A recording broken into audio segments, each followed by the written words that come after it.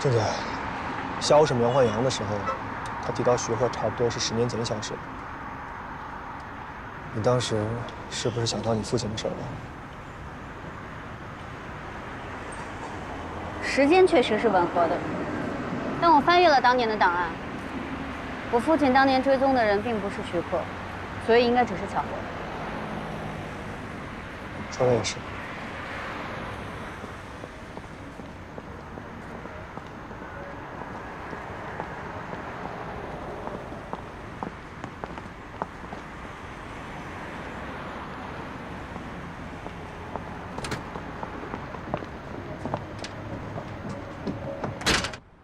2部手机都已经给你们同事了。知道了。我妹给我发了几条消息，有几个未接来电是工作相关的。徐鹤给我的那部手机没有消息。没有消息就是最好的消息。运气好的话，他可能还没怀疑你。既然咱们已经展开了合作，有件事情我必须要告诉你。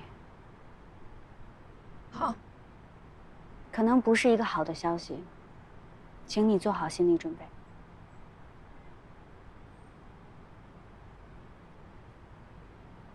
你有没有察觉到，贾长安可能有其他女人？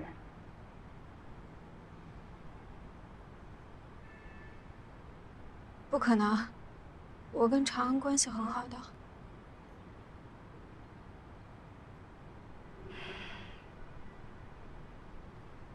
你们到底什么意思啊？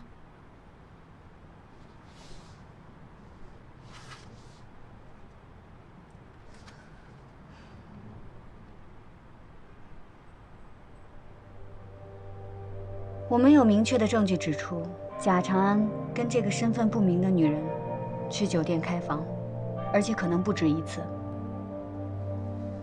这个女人有很多假身份，我们怀疑她跟长安科技的走私案有关。 而且同时，他也很可能是贾长安的情人。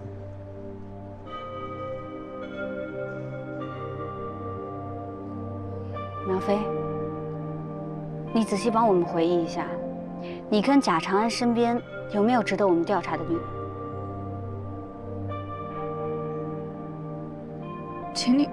请你别再说了。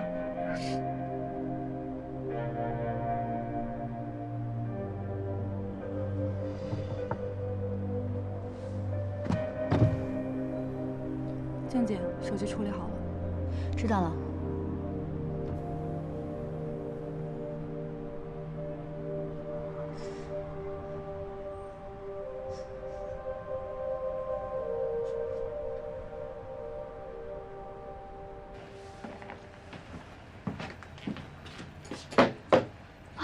回来了，饿死了。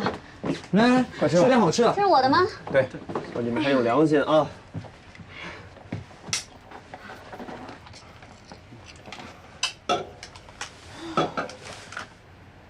香啊！饿死了，饿死了！今天真是不好意思了，让你们忙活了一天。回来能吃到热乎乎的东西，我已经很感动了。表现不错啊，继续保持。你们先吃着，有2个问题跟你们讨论一下。首先，徐鹤为什么要让苗飞投密啊？这个你应该最清楚啊。现在鼎华研发部门的所有技术文件都经过加密，只有用密钥才能解密查看。可是现在加密文件都没有，要密钥干什么呀？所以我判断，上次苗飞植入病毒之后，对方应该是拿到了关键性的文件，需要密钥才能打开。放心啊 ，DS 材料人工合成技术啊是有单独的保密系统的。那么问题来了，种种迹象表明，徐鹤在鼎华其实是另有眼线，而且很有可能是杀死贾长安的那个人。合成技术有保密系统，这全公司都知道。徐鹤会不知道吗？所以说，他们这次的目标不是人工合成技术。通过胁迫苗飞，带来一个并不能达到直接利益的目标，风险太大。徐鹤为什么要这么做？好了，这个问题就先放在这儿。如果我们能通过苗飞抓到徐鹤，一切都有解释。马上，你要说的另一件事呢？我想说的另外一件事就是，我觉得我们有必要针对苗飞做一次掩护行动。办法呢，我们已经想好了，需要你们帮忙执行。是这样的，5秒的资料我已经准备好了，他的所有疑点也都做了总结。你们明天直接去鼎华抓人问讯，把动静搞大，向明里暗里的那些人明确传达，国安正在盯着5秒，甚至说是研发部门。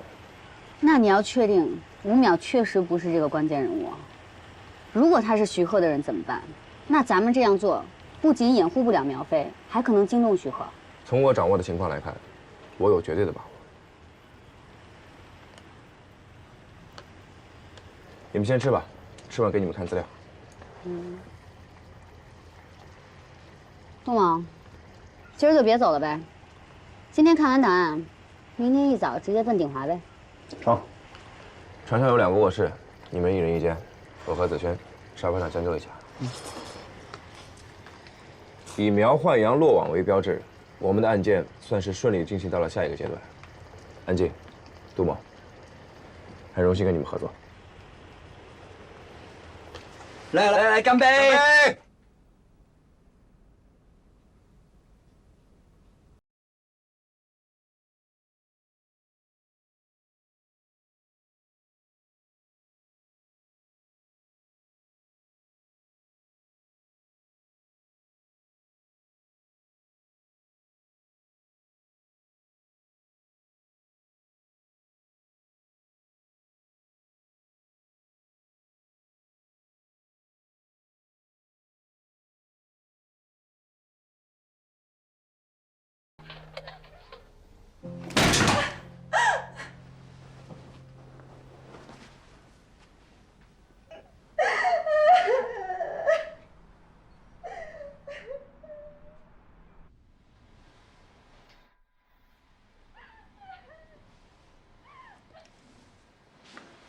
老六，哎，我们要不要去劝一下啊？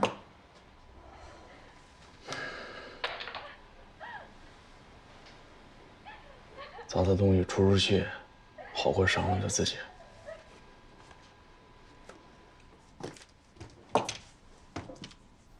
怎么办？明天的行动要不要暂缓一下？不用。可是，他不会无缘无故的情绪失控，而且他的手机1下午都没有带在身边，这还不足以说明问题吗？要不，咱们先查清楚情况再说。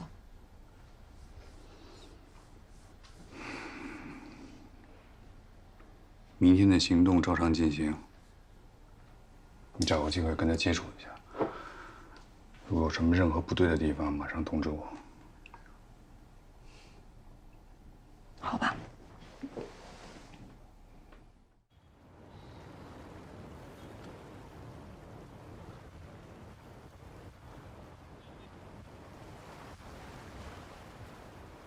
外面风太大了，你赶紧回屋吧，别着凉了。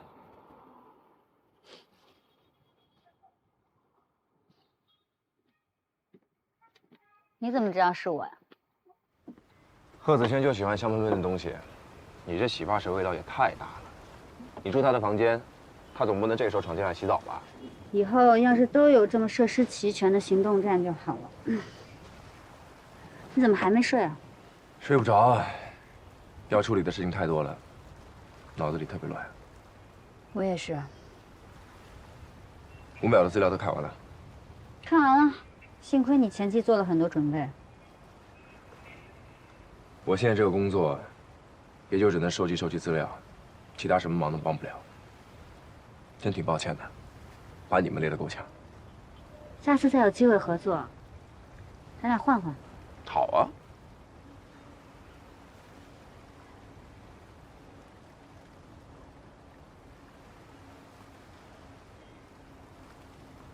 我这2天和子轩琢磨着，突然想到一个事情，可能和徐鹤有关。你说，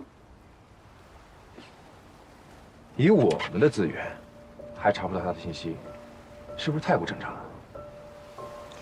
我之前也考虑过这个问题。就算徐鹤是外国国籍，肯定也不是第一次入境，完全没有记录，也真是太奇怪了。而且审讯的那天，我记得苗家妇女说了同一个话题，说徐鹤这个人是一个身手矫健的人，并不是一个老人。面具吗？可是苗家妇女都跟他近距离接触过。其实像这种仿真的面具，已经不是什么高科技了。真正可怕的，是他变换的声音、姿态能力。想要真的变成另外一个人，是件非常复杂的事情。如果真的是这样的话，也就解释了天眼系统为什么跟踪不到他的原因。当然了，这些只是我的猜测，没有任何证据。你别被我误导了。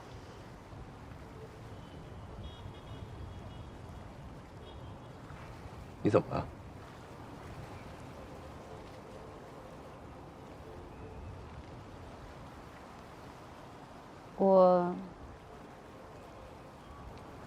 我之前肯定没跟你提过吧？我爸生前也在双清市侦查科任职。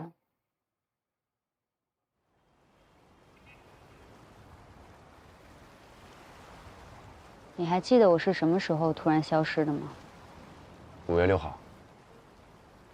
前一天，我父亲在执行追捕任务的时候，遭遇车祸，当场死亡。后来市局对那个司机进行了全面的调查，没有任何疑点。最后，对方因为酒驾肇事被判了刑。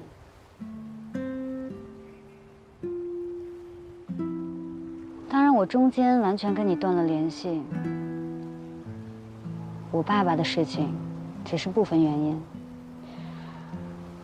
还有其他的，以后有机会我再跟你说。但我今天提这个，只是想说，苗焕阳的供词里，徐鹤也大概是在10年前这个时间消失的，并且这10年再也没有出现过。你爸当时负责什么案件？间谍，涉及矿产资源。当然也不只是这些犯罪。有组织犯罪。我后来加入国安以后，有申请查看当年的档案，没有证据显示是有组织犯罪，但不完全排除这种可能性。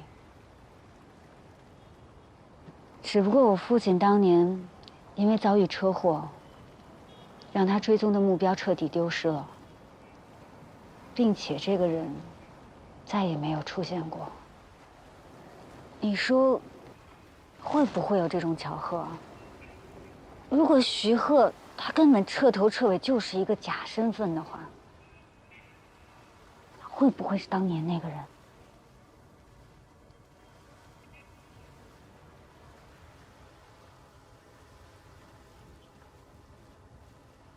我说实话，这种概率太低了。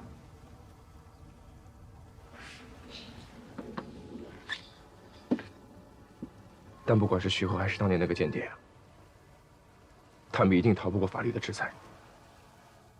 我们先拿下徐鹤，一起侦破这个案件。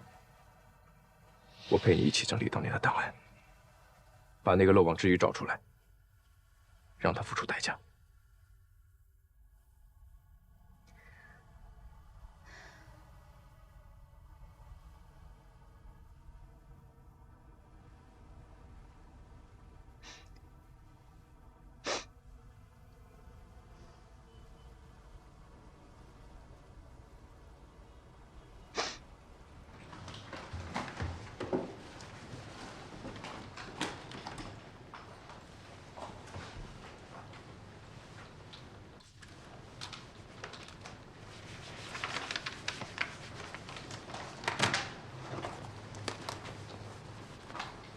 老吴，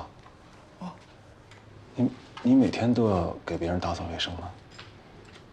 啊，反正这会儿也没啥事儿了。你要真的没什么事儿，可以来帮我整理数据。你是来做技术的，不是做生活助理。哎，好，那我先把垃圾倒了啊。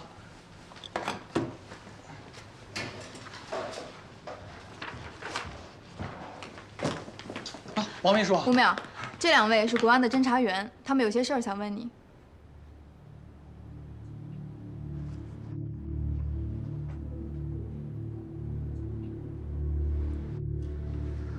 吴淼先生，我们的谈话都是有录音的，你有权知道。好。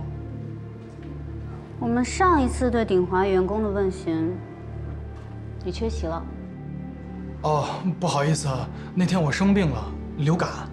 你那天早上还来正常上班，中午就流感了。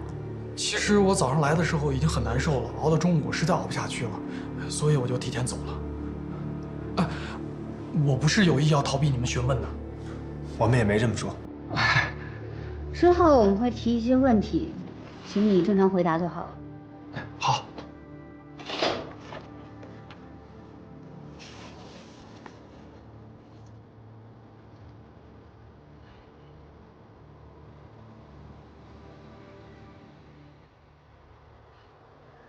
贾长安死的时候你在哪里？我就在办公室，玉工可以给我作证。正常回答就好了，其他的不用说。你的婚姻状况？结过婚，1年多以前离异了。来鼎华之前从事什么工作？材料应用领域的研究工作。鼎华的网络被植入病毒那天，你在哪里？我在家休病假，没来公司。那你觉得植入病毒的人有没有可能是郁浩然？郁浩然？不可能。你不在公司，为什么这么肯定？这个事儿要是玉工干的话，那鼎华的损失不就大了吗？为什么？开大会的时候说得很清楚，因为要对实验室的网络进行物理隔离，所以损失还在可控范围之内。玉工就在实验室工作，那他不会不知道物理隔离的事儿啊。如果这事儿要是他干的，那不就全完了吗？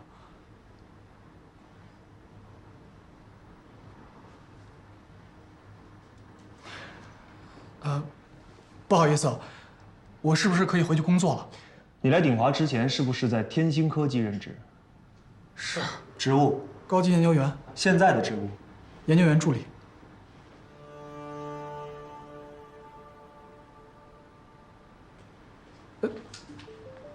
我是想应聘研究员来着，可是我没有聘上。我是这么想的，鼎华是这个行业的龙头老大，我与其在小公司谋个高级职位，那我不如在这里学习，可能对将来有好处啊。在这里工作的还顺利吗？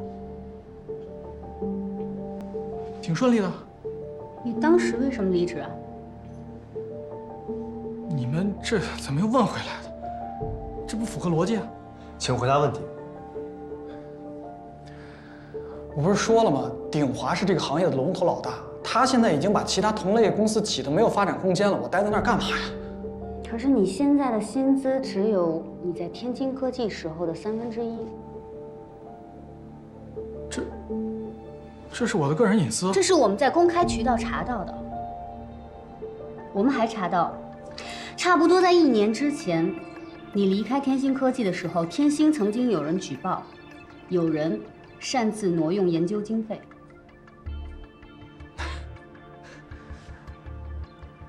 你们不会觉得这个事儿是我干的吧？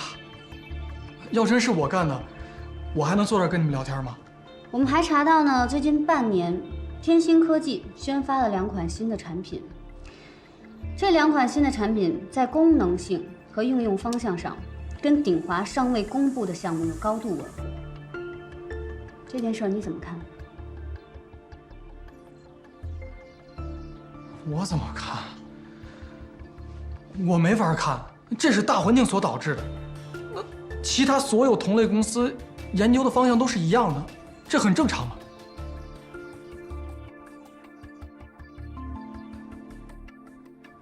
是，我是在天星干过，可是我没有任何必要给那边卖情报吧，又没有任何人给我1分钱好处，是不是？今天先到这儿吧，吴淼先生，请你保持手机畅通。好，我知道了。哦，对了，之后我们可能还有一些信息会找你比对，但你放心，这些行为不只是针对你个人。天星科技那边张建奎张总，我们也会去了解一些情况的。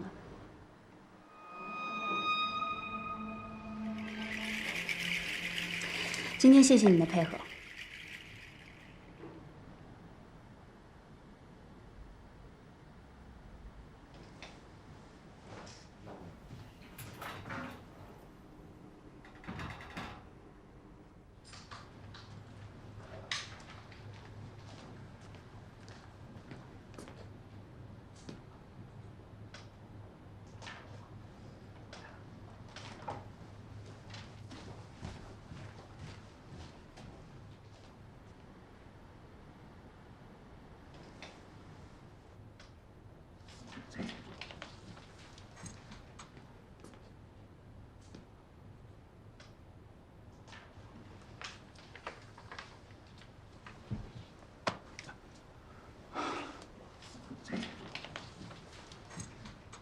国安都问你什么了？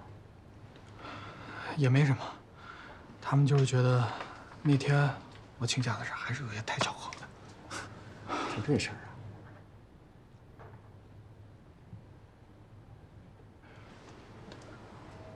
他们还问我，这公司网络被植入病毒的事儿，有没有可能是你干的？这不是有病吗？这怎么可能啊？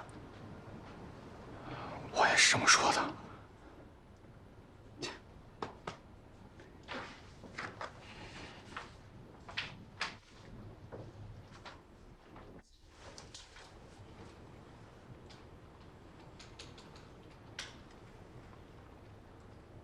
郑铁，咱们要不要提前申请抓捕啊？等天林那边有结果了，直接过来抓人就行。这么有把握吗？这还不明显？跟他无关的事儿全都对答如流，逻辑严密。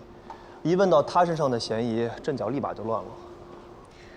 那也要按程序办事，先等天林市局那边的消息吧。而且，抓捕5秒是我们很关键的一步棋，要看好机会再下。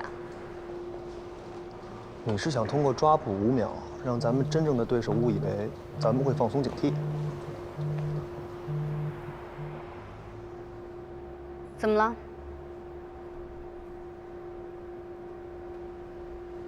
好，我跟杜猛就在鼎华，你们把侦察车开到下面来接我们吧。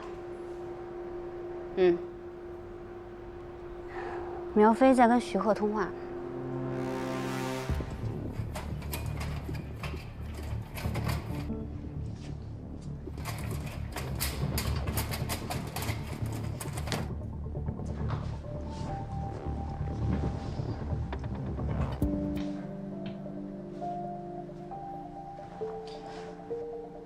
好了，你说吧。有进展了吗？密钥在研发部档案室的保险柜里，我能打开指纹锁，也知道密码，但还是有问题。什么问题？密钥绑定了定位装置，只要带出实验室范围就会发出警报，真的没有办法处理。发出警报，密钥的动态密码就会再更新，原密码就废掉了。这个我知道。那怎么办？这只是个小问题，我帮你解决。我能做的都已经做了，我真的已经尽力了。我帮不了你，我爸也帮不了你，我们对你来说已经没有任何利用价值了。请你把东西交给我。午休时间，你去我们上次见面的超市，等我指示。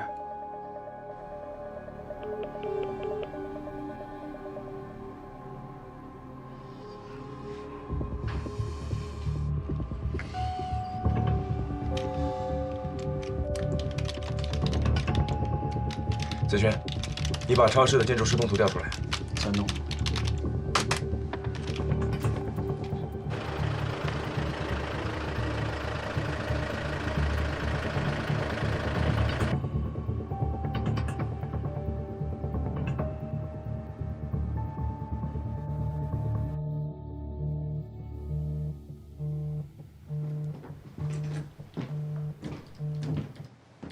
对，安静，你现在人在什么位置？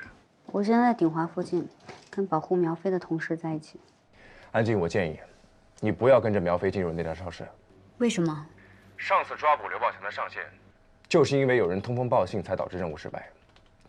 既然他那个时候能做出判断，很有可能是看穿了你们的身份，也有可能是见过你们。我现在没法保证这个人和徐鹤是不是有合作关系。明白了，我会做出相应安排。把王佐跟小李都调过来，所有人不要进入超市。好的。那我们怎么定啊？接通超市内的所有监控录像，把信号转过来。好。超市一共有3个出入口，所有人都在附近待命，在车里等着。那我们怎么保证苗飞的安全啊？超市那种地方人多眼杂，正常情况下，对方不会在超市内行凶。相反的，我们也要更加谨慎，绝对不能暴露。一旦暴露了，凶手很有可能狗急跳墙，挟持人质。明白。明白。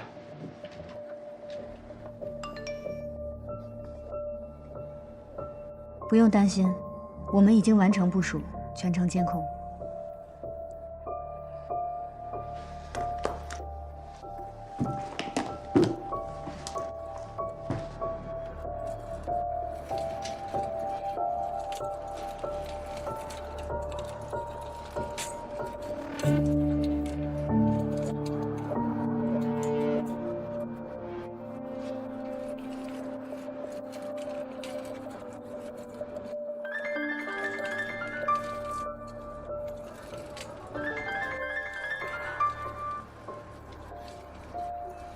我到了。C 区。主屏幕调换 C 区影像。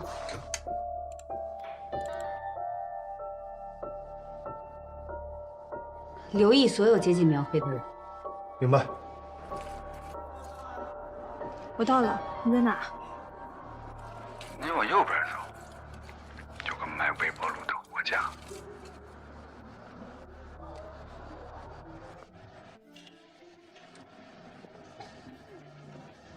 怎么办？是个监控盲区。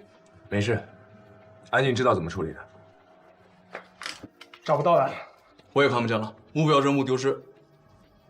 先别急，显示这段货架2头出口的画面，提高监听音量，立刻执行。是。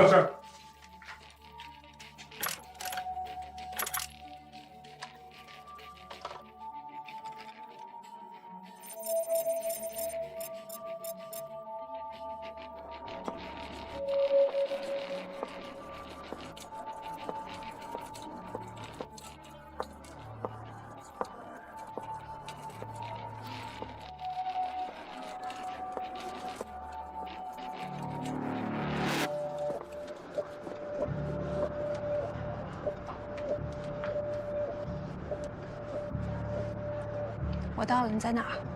我左边第2排第1个黑色柜门的微波炉。打开微波炉，里面放着我留给你的东西。你不在这儿？怎么？你这么想跟我见面吗？我这辈子都不想见到你。一切顺利的话，你就不用见到我。等一下。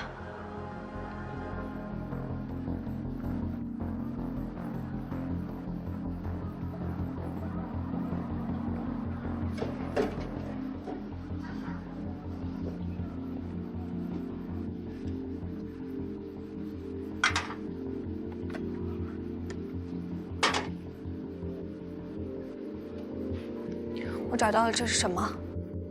侧面有个 USB 接口，把密钥插到上面，然后等红色指示灯变绿就可以了，很简单，记住了吧？这是一个复制器。小苗总，离成功就只有一步之遥，我等你的好消息。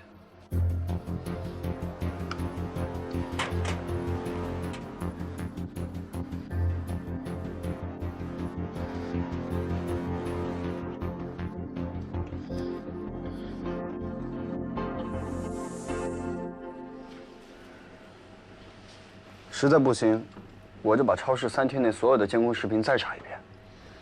我就不信了，还找不到一点线索。我觉得你这个举动没有什么意义。徐鹤完全知道监控的死角在哪儿，而且他不可能亲自的把东西放在那儿。就算我们从监控里面找到了他，我们现在也不可能对他进行定位，不是吗？喝点热水。我觉得咱们真没必要这么丧。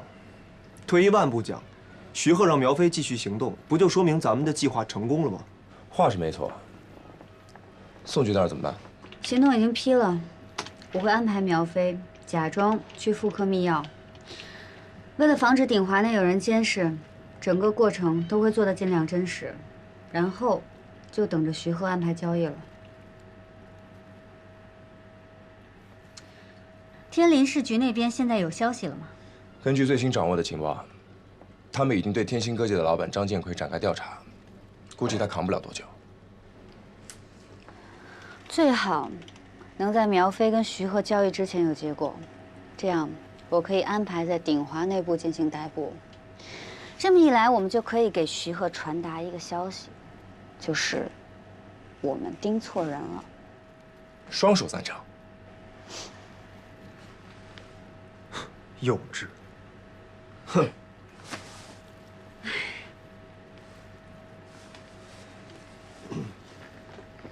大家已经十几个小时没休息了，抓紧时间休息吧。刚好我晚上约了苗飞见面，等办完事再说吧。走吧。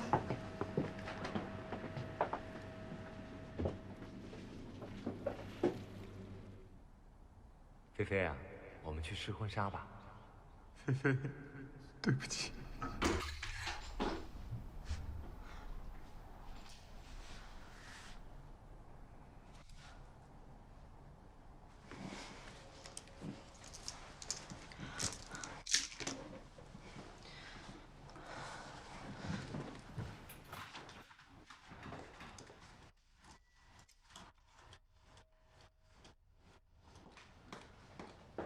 我这是真没招了，怎么办？这天也……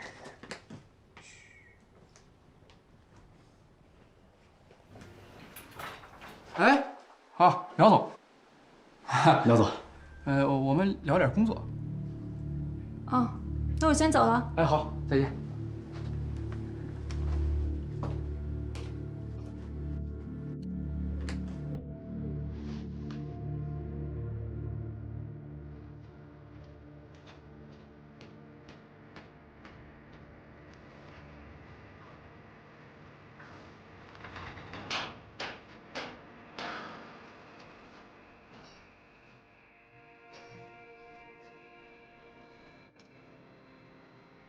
行了，都走了。这要让他听见了，那我就完蛋了。别在这疑神疑鬼的，你看他现在那个样，魂不守舍的，还有功夫管你这屁事？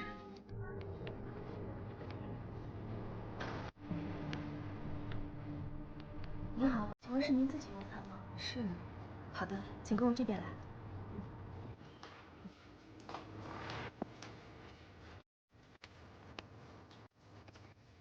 您坐这里可以吗？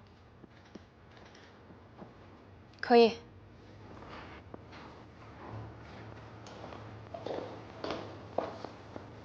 您先看一下菜牌。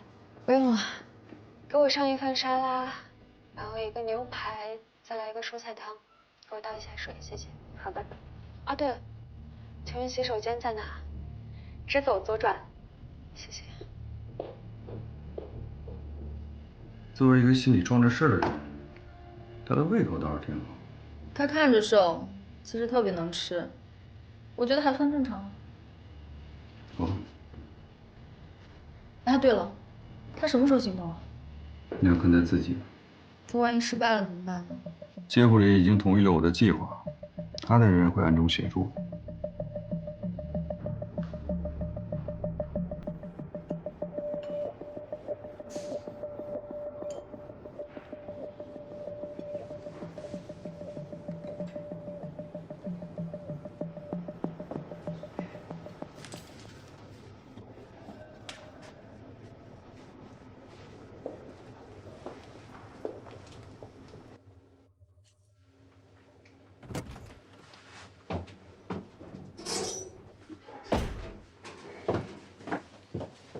对不起，我来晚了。没出什么问题吧？没有，我睡着了。按你们说的，我把手机给旁边的小姑娘了。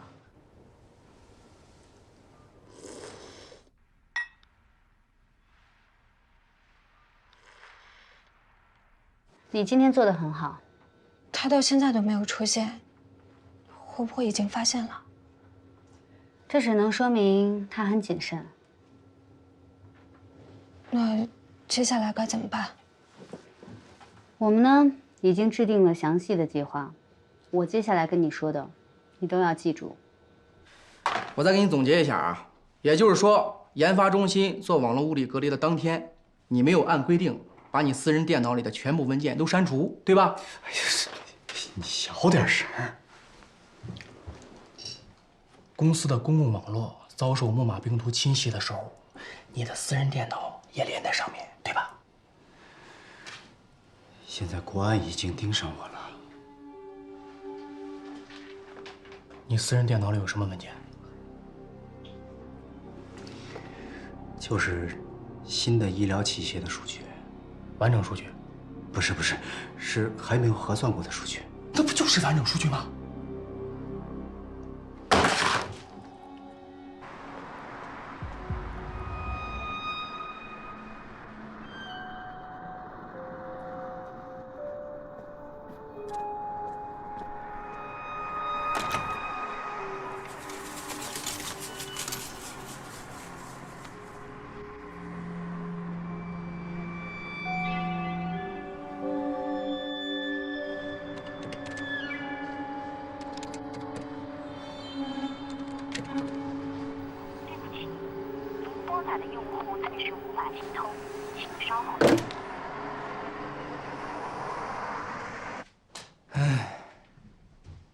不是杨哥，算我求求你了，你一定要帮我想想办法，千万不能让这事泄露出去，否则我真的完了。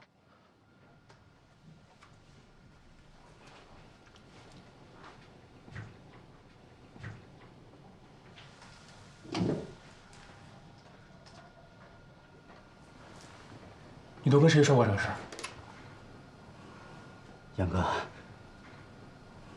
我就跟你一个人说了。国安到底今天怎么问的吴苗？我也没敢多问，就说现在国安怀疑是我植入的病毒。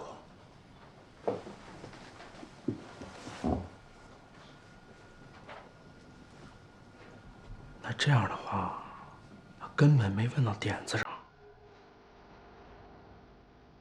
他们要查的是植入病毒的人，不是泄密的人，明白了吗？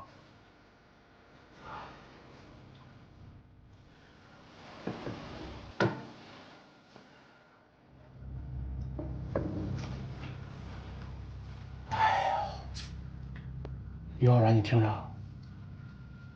第一，这个文件并不一定是泄露出去的，只是有可能。第二，假使这个文件泄露出去了，如果没有密钥，肯定是一堆乱码，对吧？对。第三，如果这个乱码被解了，那他们不一定查到泄密的人会是你。你不会到现在还没把文件删干净吧？删了，我早就删了。那要是这样的话，我就忘了今天跟你的对话了。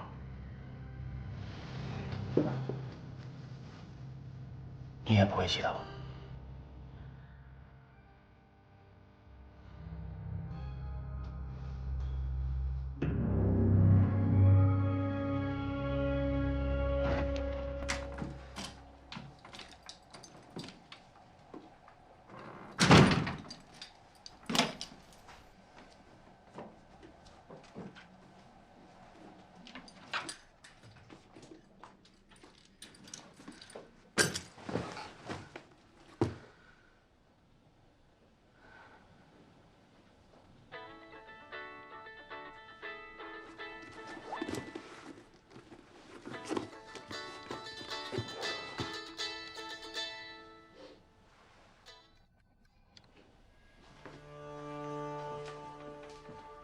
再打。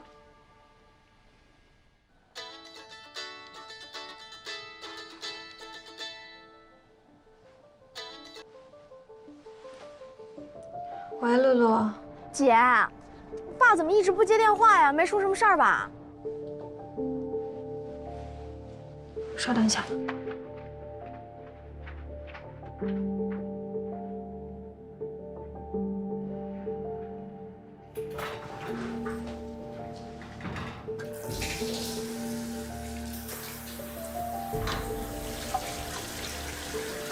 露露，你说，我都打了10几个电话了，他一直关机啊。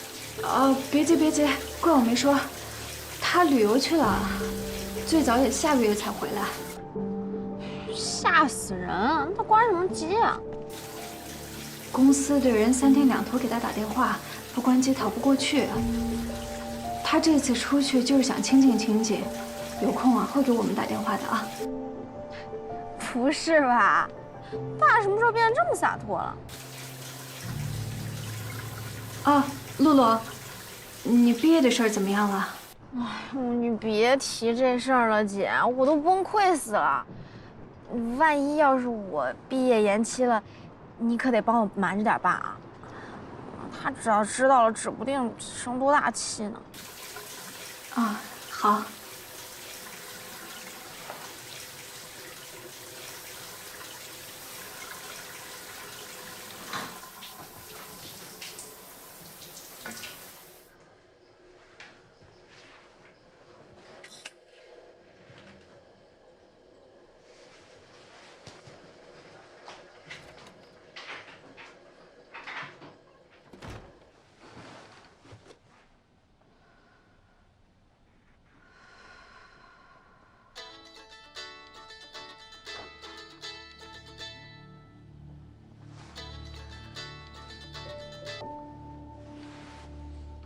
喂，周恋。啊，菲菲，你还好吗？怎么刚才把我电话挂了？没，刚露露找我有事儿。哦，好吧。你最近还好吗？咱们好久不见了。都挺好的。你呢？又骗人！听你的声音就知道你心情不好。要不咱们明天再联系？没有，我真没事儿。那我长话短说。上次从你家离开的时候，我不小心拿错了一件你的外套，要不明天我跟你送公司去？别，那你岂不成我仆人了？就知道你会这么说。那你自觉点儿，明天店里见。啊，我最近真的很忙，要不衣服先放你那儿吧。菲菲，我知道你很忙，我就是想见见你嘛。我知道。那过2天再见吧，好吗？我没事儿，你放心吧。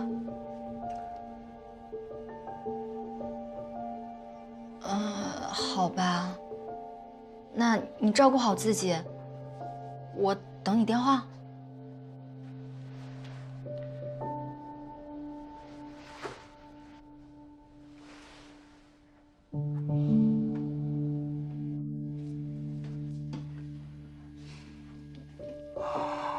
别逼得太紧，他会怀疑的。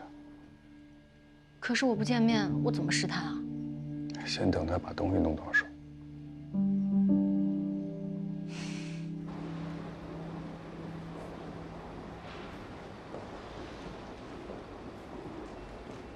姚总，早。姚总好。早。现在有空吗？有啊。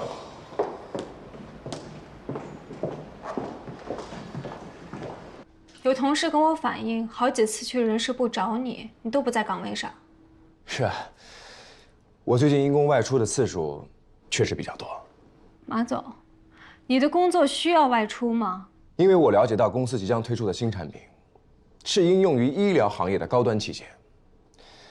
可能就是因为太高端了，销售反而没这么容易。这我知道。那考虑到这些情况，我计划招聘的销售人员也都是有丰富的人脉资源和有多年工作经验的老手。说实话，这样的人其实根本就不缺活干。如果咱们一个电话就把他们叫到鼎华来面试的话，可能会显得有些傲慢。所以我认为还是登门拜访比较有诚意。对不起，我刚才态度不好。没事儿，其实很多事情也都需要我自己去慢慢适应的。你刚进公司，对公司谈不上有多深的感情，但是它对我而言真的非常重要。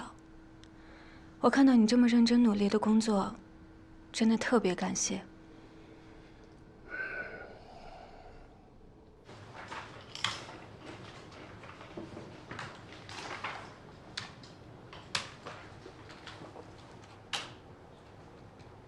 老吴，怎么了，玉工？哎，你帮我去弄杯热牛奶。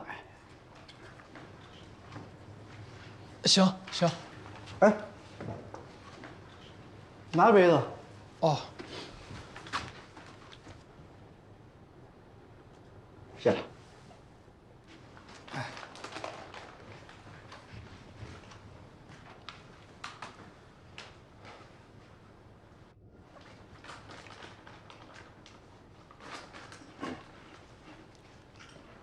玉工，怎么了？老吴是技术助理。你没看他跟那儿磨洋工呢吗？不是，你也闲的吧？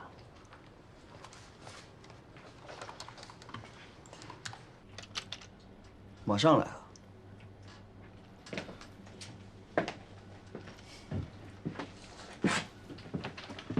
张建奎招供了。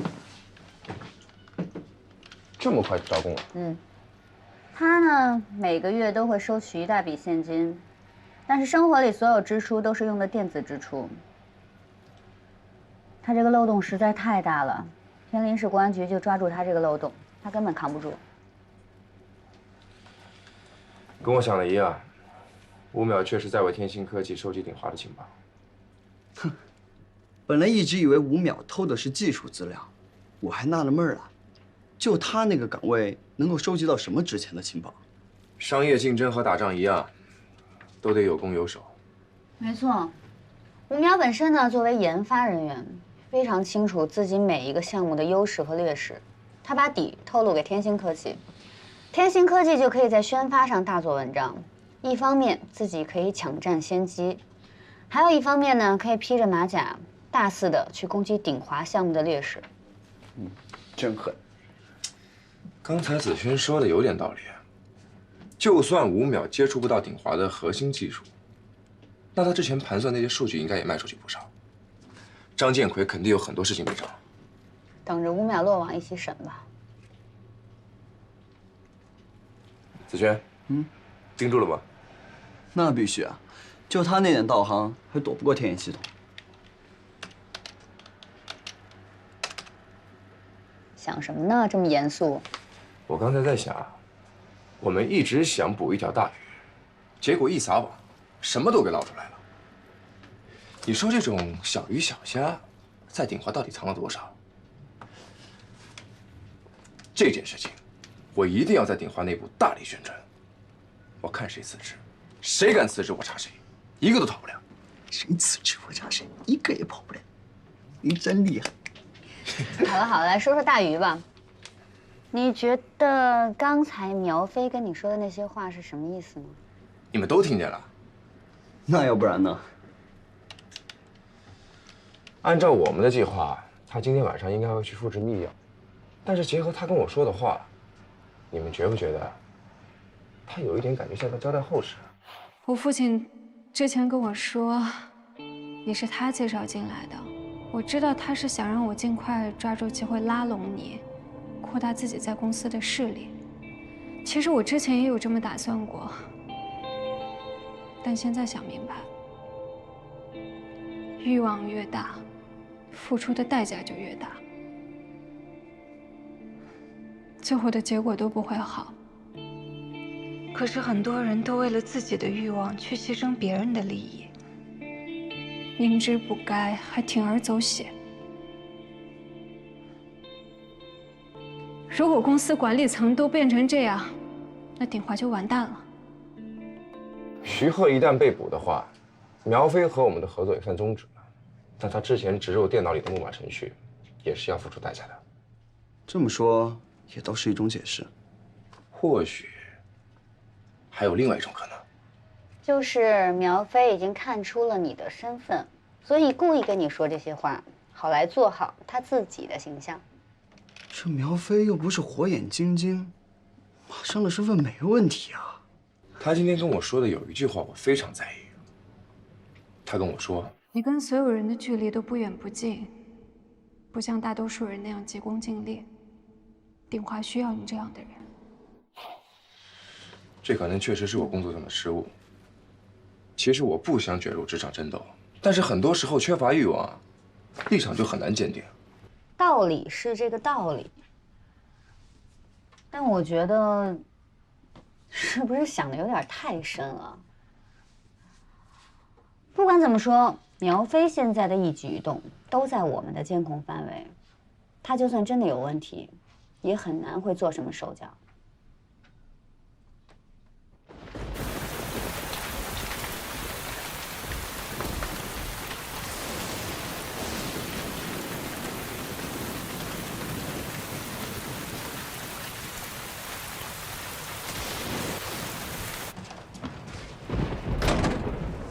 4个小组全部就位。韩哥，苗飞的行动都在楼里，咱们也帮不上什么忙，为什么还要让这个小组待命啊？鼎华内部一定也有人在监视着苗飞，见他得手，徐鹤有可能要求立刻交易，到时候再部署就来不及了。对。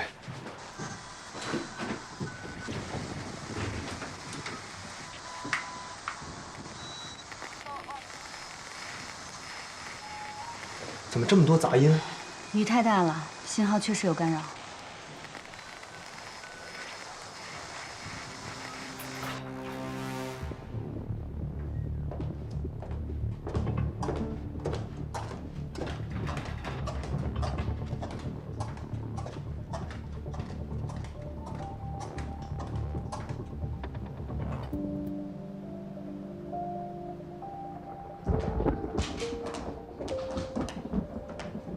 哎，苗总，你怎么来了？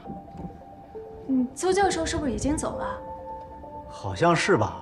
你找他有事啊？没什么急事儿，那明天再说吧。哦。下这么大雨，你们不赶紧回家吗？反正也得堵在路上，还不如加会儿班呢。先走了。哎，慢走。研发部有人加班，怎么办？哎，苗总，下班了。来处理点事儿。哦，你来找于浩然？对，工作上的事儿。啊，行，那我先走了。好，哎，再见，苗总。啊。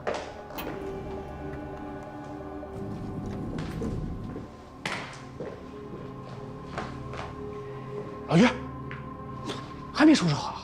不是，发现了点小问题，还得一会儿呢。什么小问题啊？这不对呀。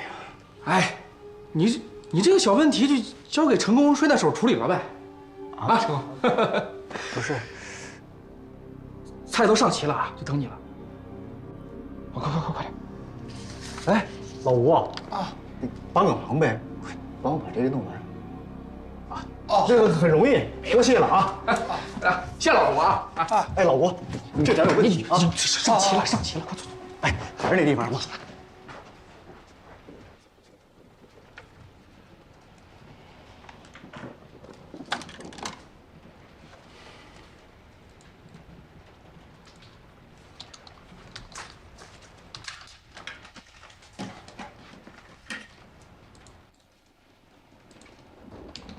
老吴，收拾点东西，下班回家了。现在啊？那你等到什么时候？人家吃饭喝酒去了，我们没自己的生活吗？那都是工作，为什么要替他加班呢？要不我还是做完了我再走吧。好。哎，那你慢点啊。好。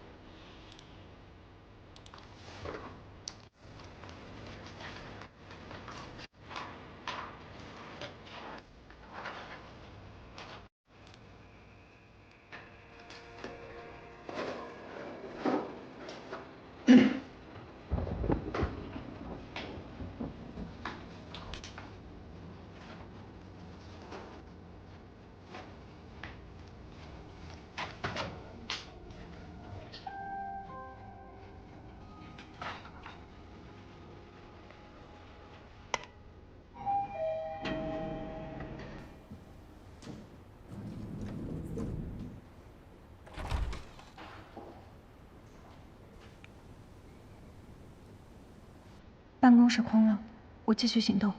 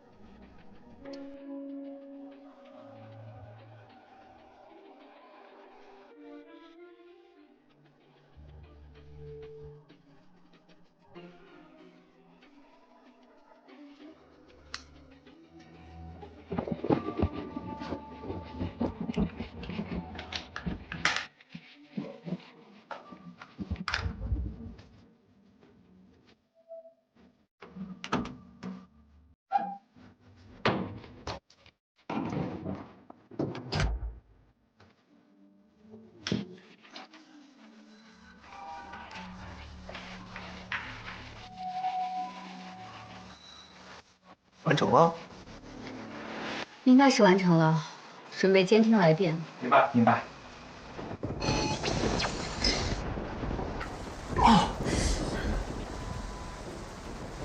怎么回事？到底什么情况？正在检查。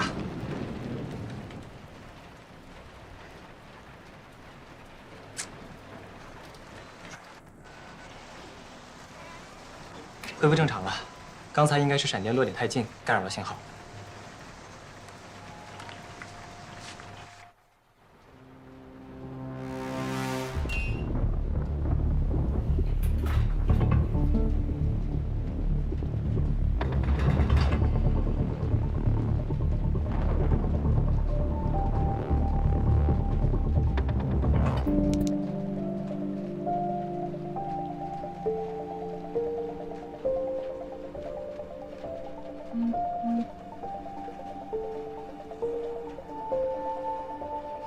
接下来怎么办？正常回家，我们会跟着你。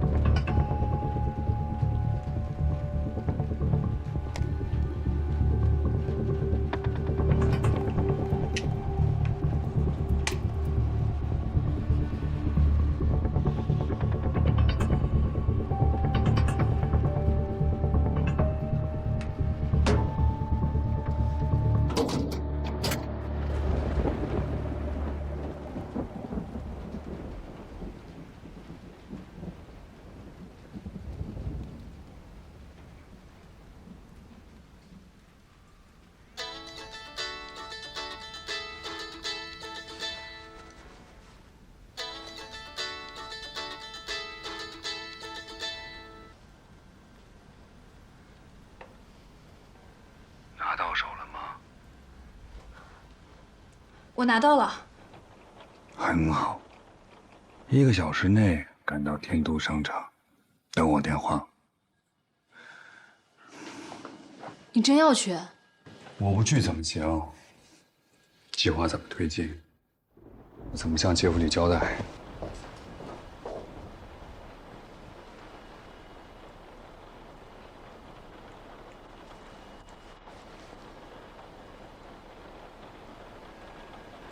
小心一点。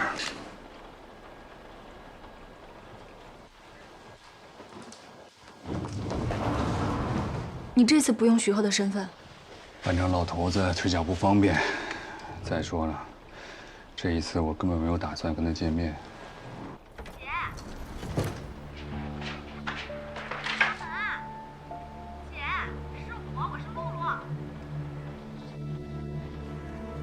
姐，你开门啊！你怎么回事儿？你到底有什么事儿瞒着我？你快把门打开！姐，在不在家呀？我知道你肯定在家，你快给我开门！姐，姐，你快点给我开门！你到底有什么事儿瞒着我呀？今天必须得跟我说清楚，你别以为我不知道你在。姐，快给我开门！怎么回事？姐，你快开门！露露，你怎么回来了？你今天必须得跟我说实话，爸他到底怎么了？他的手机到现在都一直是关机，这么多天了也不打电话报个平安，你到底有什么事儿瞒着我啊，姐？我能有什么事儿瞒着你？你先别乱想了，我现在要出去啊。姐，你能不能别敷衍我了？爸怎么可能好端端消失这么多天呢？是不是国安的人？露露，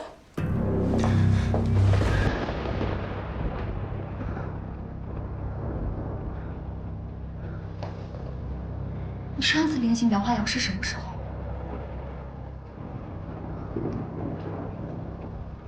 你不能去，这肯定是陷阱。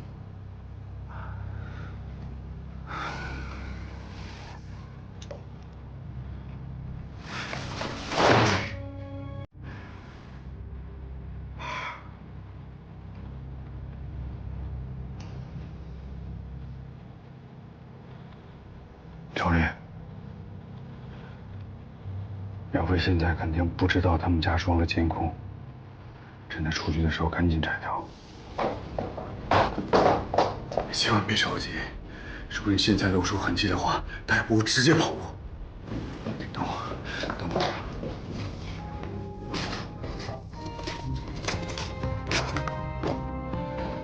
苗飞家小区的监控位置你都知道吧？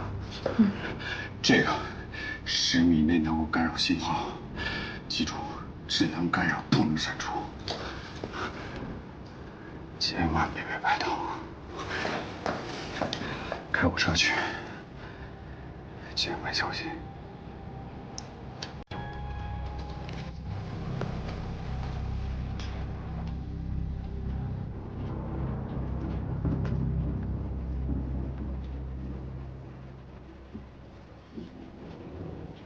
老张，这种情况谁都预料不到。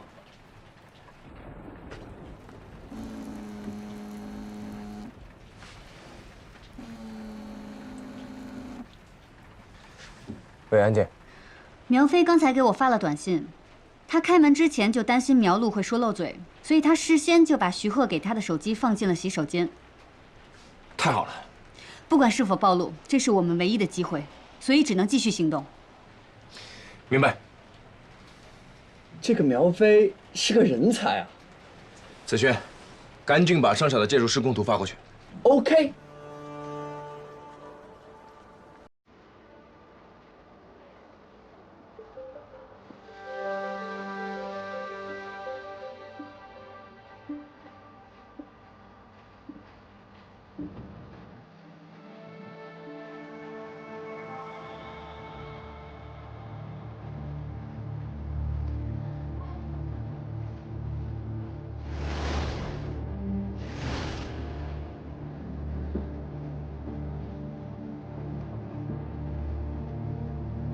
别一直盯着。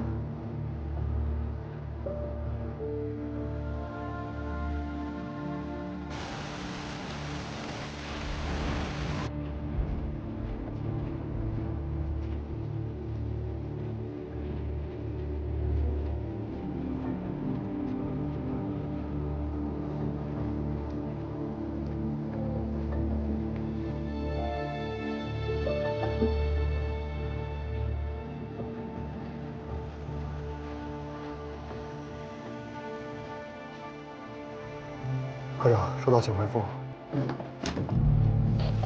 杜猛，目标一直没有出现，现在怎么处理？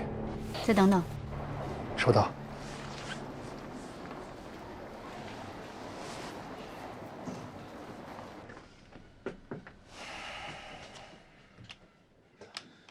没道理啊！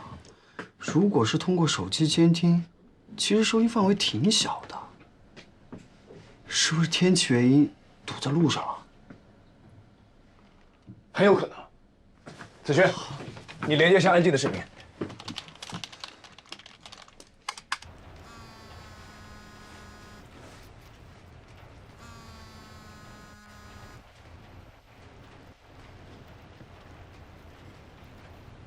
目标现在还没有。你听我说，假设目标已经发现了问题，你认为有多大的可能性是因为苗飞和苗璐的对话？手机监听范围有限，可能性不大。我刚才回想了整个行动，我没有发现任何的漏洞。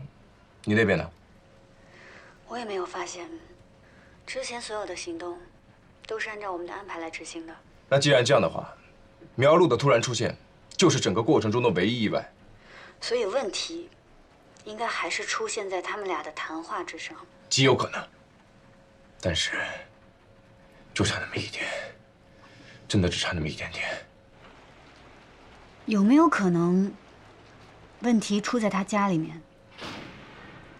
没错，他家里可能被监听了。如果对方知道苗飞已经跟我们合作，肯定会想办法先抹掉痕迹。安静，你听见了吗？收到。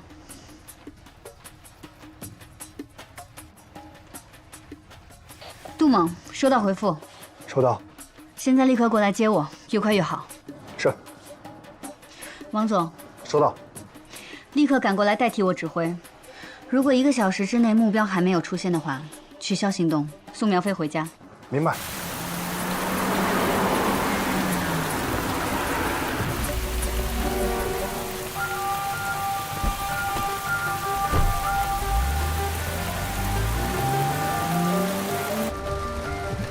前面左转。哦。去哪儿？苗飞家里很有可能被人安装了监控，如果真是这样，对方一定急于抹除痕迹。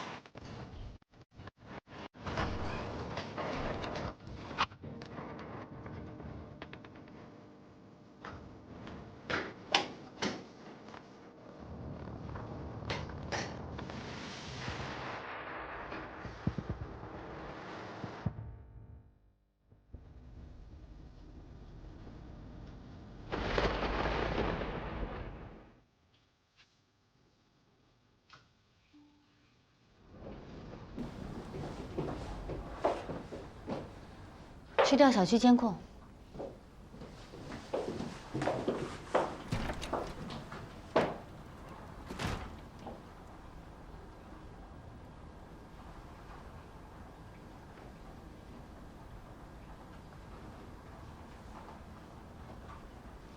陈科长，是我是安静，我这边需要技术人员。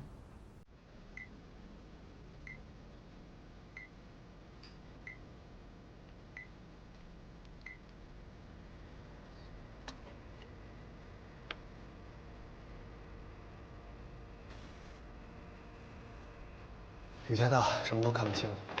安科，确实没有发现异常信号。按照您的说法，不能排除监控设备已经被拆除。能找到痕迹吗？需要时间。好。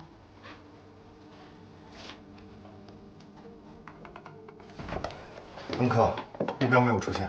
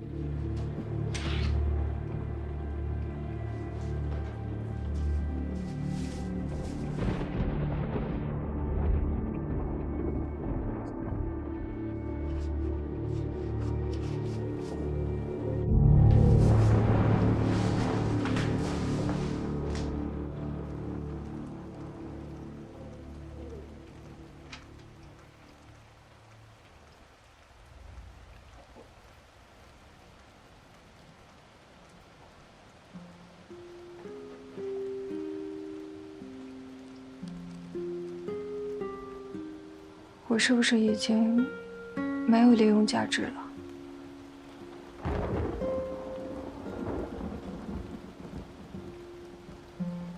我从来没有利用过你，苗飞。这段时间你配合得很好，只是今天的结果不尽如人意，但我还是要谢谢你。对不起，我真的不知道露露要来。这不是你的错。那现在怎么办？她以后是不是不会再出现了？这个现在还不好说，但是在事情明朗之前，我会派我们的人暗中保护你，放心吧。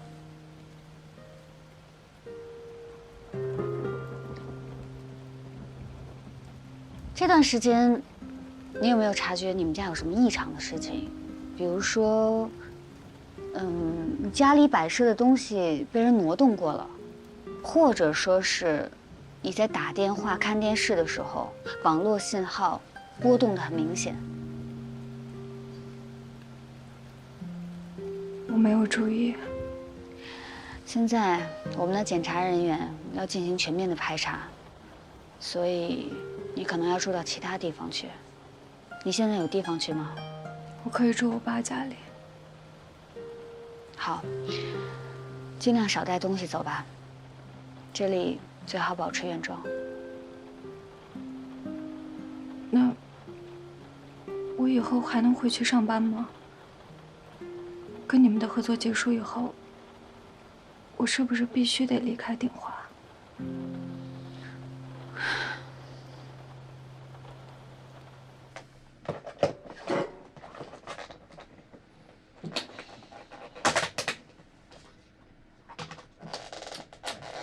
你能不能别折腾了？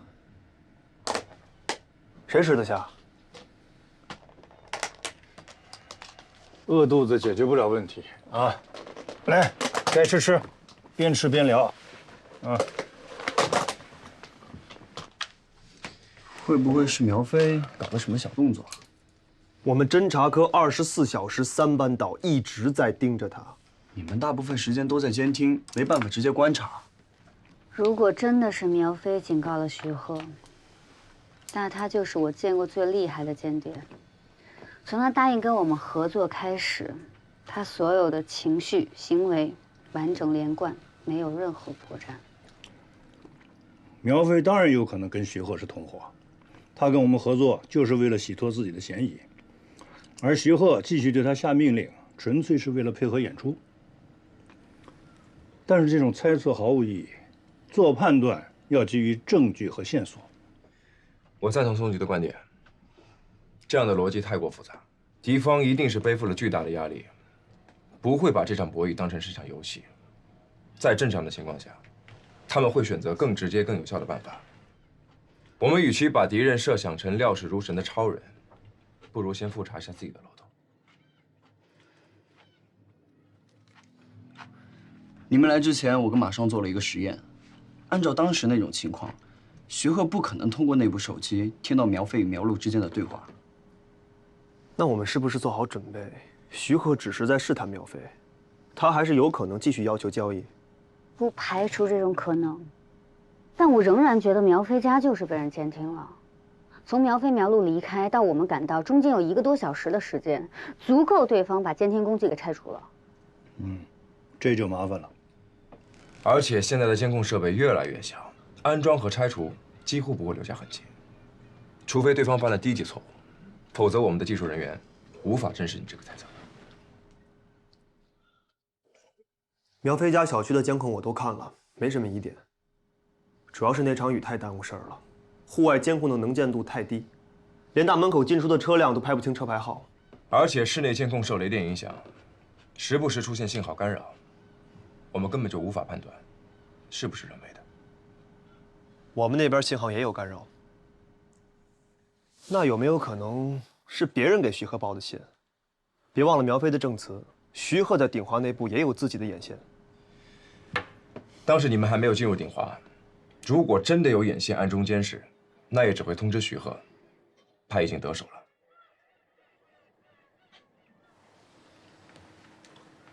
行了，吃饭，凉了啊，吃饭。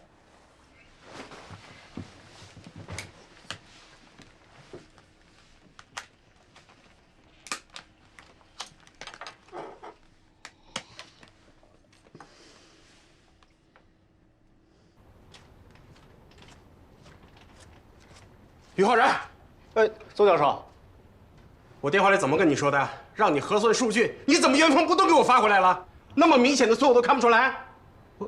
重新核算，2个小时之内再发给我。好，我马上复查。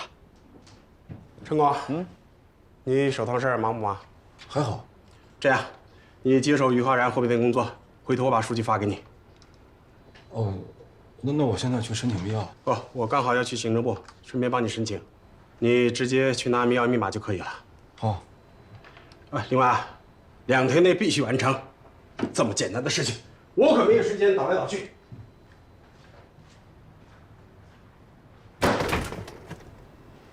5秒呢？啊？我不知道。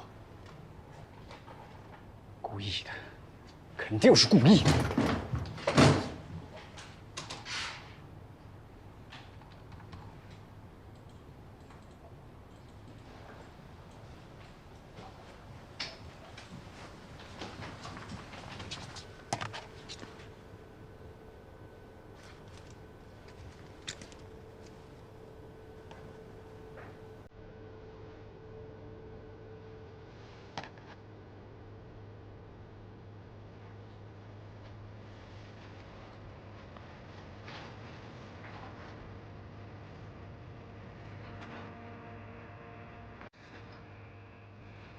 你们昨天谁最后从档案室出了没关门？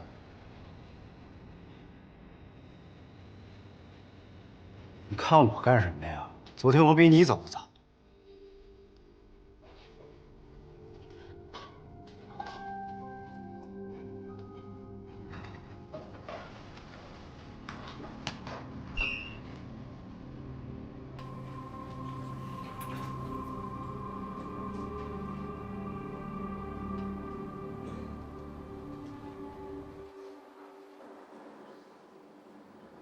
陈工，昨天进档案室的就你自己，下午2点多钟。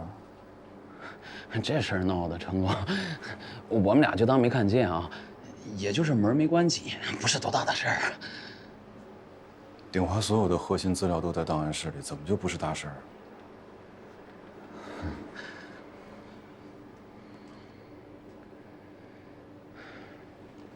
昨天晚上人走光了以后是什么情况？昨天他是最后走的，再就没有谁进去了。你继续2倍速播放。哦。真的什么都没有，成功，你别折腾我们俩了。停。你往回倒10秒，正常播放。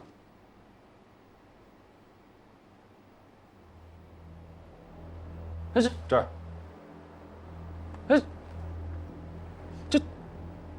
这什么情况啊？是不是信号干扰啊？昨天一直打雷下雨。不是，这是从门缝里透出的光。什么意思啊？没谁进去了呀。闹鬼啊？会不会去？行了，你们俩在这儿守着，谁也不许碰监控录像。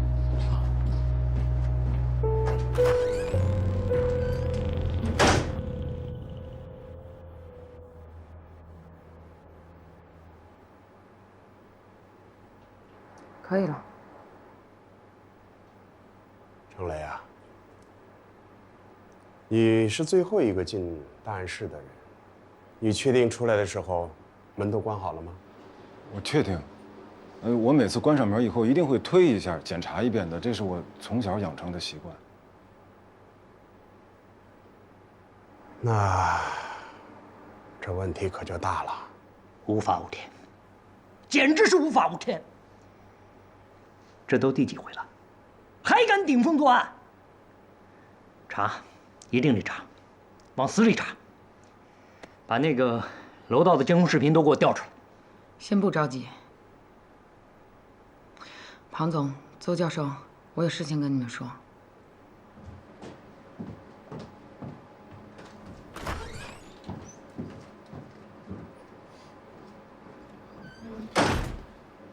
成功，这什么情况啊？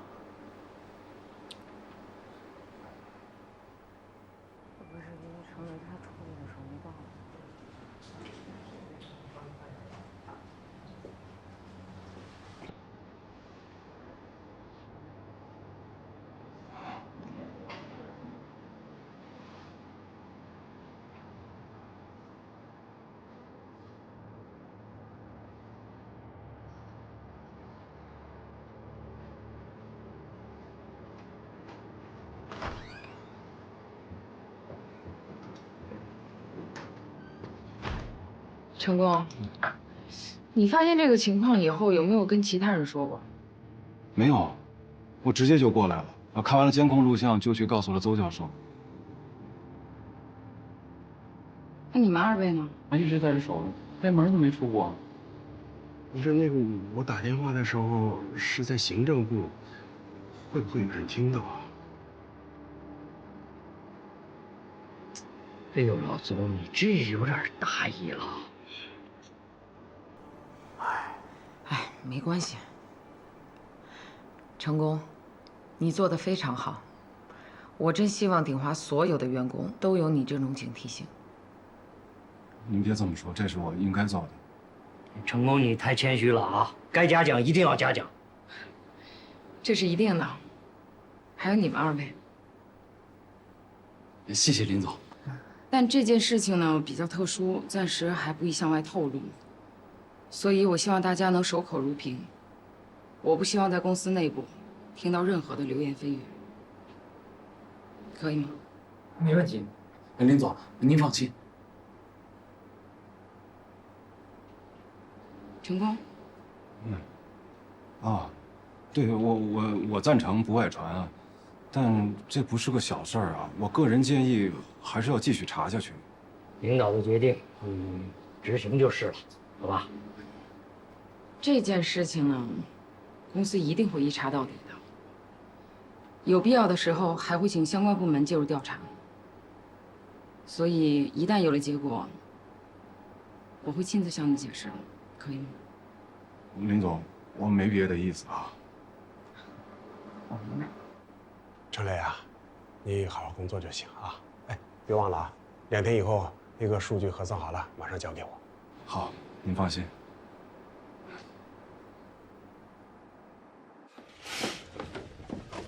宋局，发生什么事了？苗飞离开之后，可能还有其他人进入过档案室。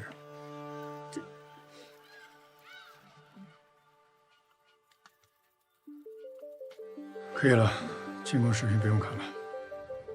情况是这样的，今天早晨鼎华的员工发现档案室的门没有关上，于是就调看了视频监控，发现了疑点。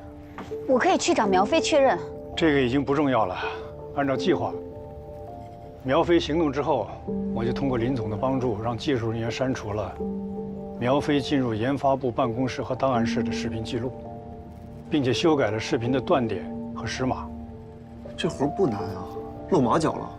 技术人员确实是删除了所有的关于苗飞的视频画面，但是问题在于，就在苗飞离开档案室不久，监控画面显示，档案室的门缝里又有灯光透出来。那有拍到其他人进出吗？没有。我们可以往好了想，画面上的光晕有可能是设备故障引起的，也有可能与昨天晚上的天气有关。我想起来了，你说到天气，昨天苗飞在离开档案室以后，侦察信号车有过短暂的信号干扰，当时旁边有一个落雷，我还以为是因为天气原因。干扰出现过几次？间隔多久？干扰一直都有，从下雨开始。这样强力的信号干扰，一共有2次，间隔1分钟左右。而且第2次信号干扰的时候，旁边没有打雷。第2次之后，侦察车就开始跟随苗飞撤离鼎华。我以为是正常的信号波动。我那孙女儿，你别看她才7岁，那钢琴弹得可好了。哎，你那个孙女学钢琴花不少钱吧？那可不，不过为了孩子，管他花多少钱都愿意出。老胡啊，你要啥时候抱上孙子啊，你就知道了。唉，悬喽。哎，咋了？你儿子不是回来了吗？我那个儿子啊，他就是一个工作狂。你说这不是回老家了吗？就找一个清闲一点的工作做。嘿，这倒好，我都好几天见不着他人影了，说是在外边出差呢，还抱孙子呢。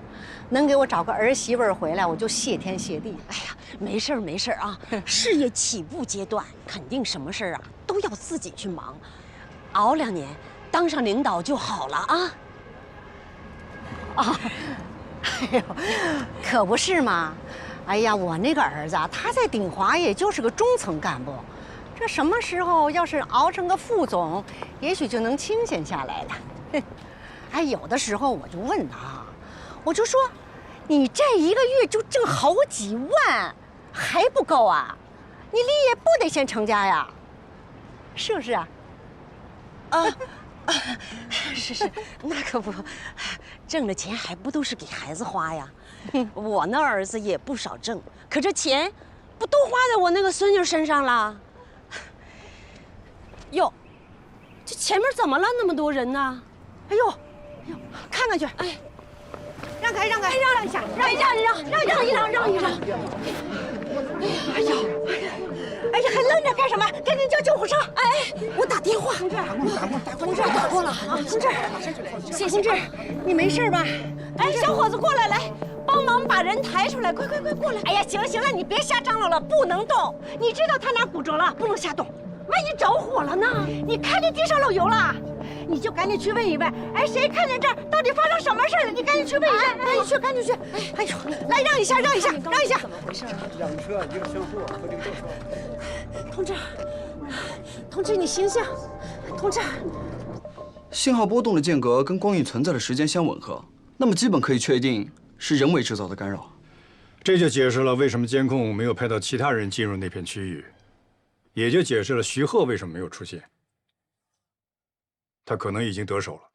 如果是这样的话，那肯定是5秒。5秒？你不是说他就是个……我彻底被他骗了。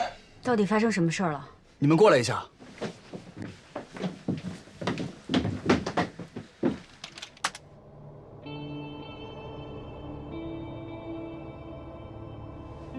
昨天晚上，5秒是最后一个离开办公室的人，他特地带走了什么？但是这个角度看得不是太清楚。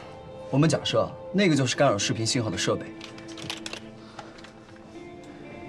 5秒是没有进入档案室的权限的，所以他必须拿到指纹。他又在研发部工作，所以这个对于他来说并不难。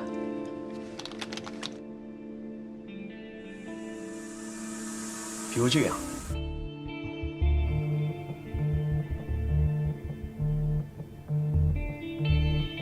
可现在天林市局那边已经确认过了，5秒是在替他的前任老板干活，这根本就不妨碍他打2份工。 5秒不会已经逃走了吧？没有，昨天晚上他回到家，天眼系统就显示他再也没有离开过小区。接到林总的电话，为了以防万一，我第一时间就通知了王佐他们，让他们带人过去抓捕，但是他们扑空了。我们对比了进出小区的人员，找到了这个人。 视频监控显示，在这之前的2个小时以内，没有送外卖的进入过地下车库。如果说5秒就是潜伏在鼎华内部的那个人，那他肯定具有一定的反侦查能力，所以他事先准备的摩托车还有外卖员的工作服也就说得通了。这什么时候的事？早上8点15分。2个小时以后，王佐他们找到了被遗弃的摩托车和工作服，但是没有5秒的踪迹和线索。 之后再也没有出现过。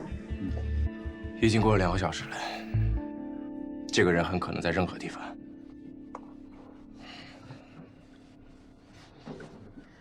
马上，跟我出来一下。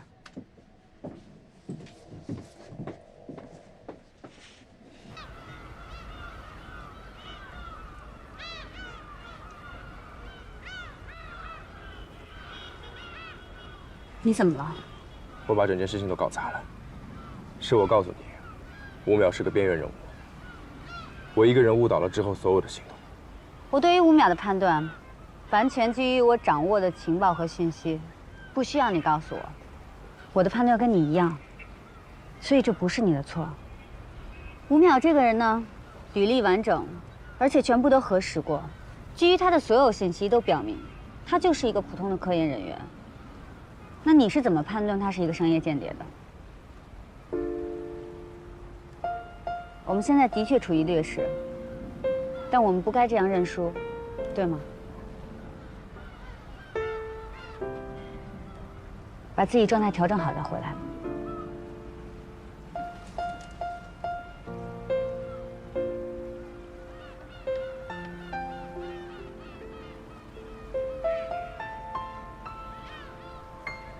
也就是说，到目前为止，我们失去5秒的行踪已经3个小时了。按照最坏的打算来看，他每个小时行进100公里的话，以汽车点为圆心，直径300公里圆周内的范围都是最粗略的搜索范围，并且这个范围还在不断的扩大，成倍数增长。所以，我们是不是可以大致确定一下我们应该的搜索范围？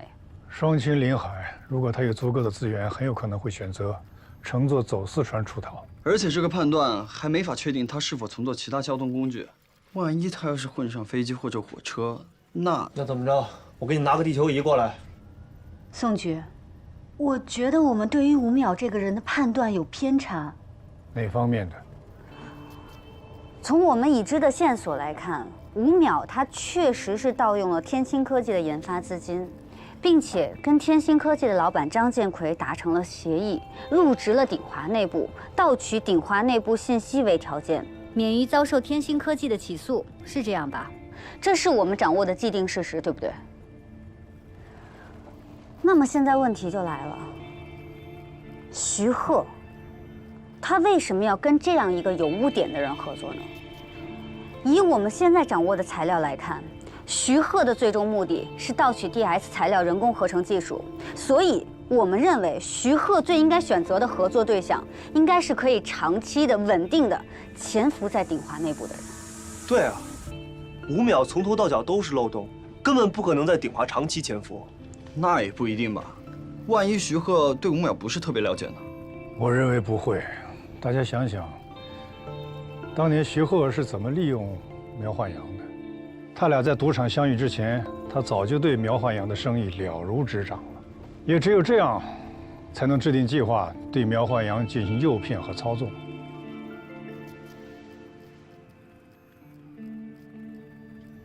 安静，你是不是想建议暂时不考虑吴淼和徐鹤合作的可能？我觉得不排除这种可能性，但我们没有线索证明徐鹤跟吴淼一定是有联系的，包括密钥到底是不是吴淼偷的，我们都不能确定。监控视频的确提供了这种可能性，但是我们没有实证。确实，是我们自己把思路变窄了。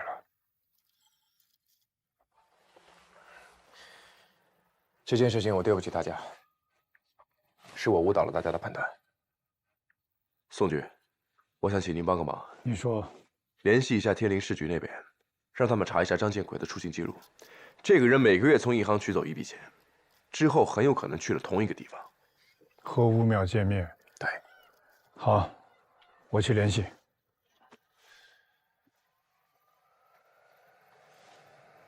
你小子是不是想到什么了？吴淼很可能并不是徐鹤安插的那个人。按照正常的逻辑来讲，刚才这个境界已经分析过了。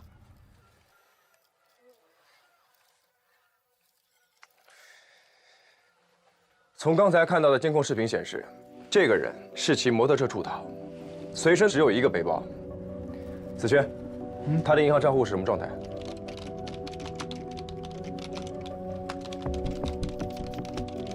一共3个账户，不到10万的存款。张建奎每个月去银行取多少钱？20到30万，但总的加起来差不多有100多万了吧？大家知道100多万现金需要用多大的箱子来装吗？你是说他没带走？可宋局说吴淼家没有任何发现。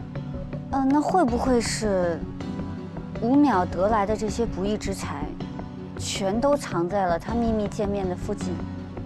聪明。所以绕不开的永远是那3个问题：第一，吴淼他是谁？他是个什么样的人？一个商业间谍。对，一个为了钱能铤而走险的人。第二，吴淼从哪里来？我不管他是不是真的在徐鹤手里打了第2份工，我只想知道，他最初进入鼎华的动机是什么？避免被张建奎起诉，避免赔偿被他挪用的研究经费，而且还能大赚一笔。所以就到了第3个问题，就是吴淼会去哪儿？我们分析的是他做的所有的事情动机都是因为钱，那我们不管他以后会去哪儿，至少现在，他一定是冲着钱去了。行车记录显示，张建奎每回取完钱就会开车去双星和天林交界处的三峰镇。王总他们已经在路上了。明白。明白。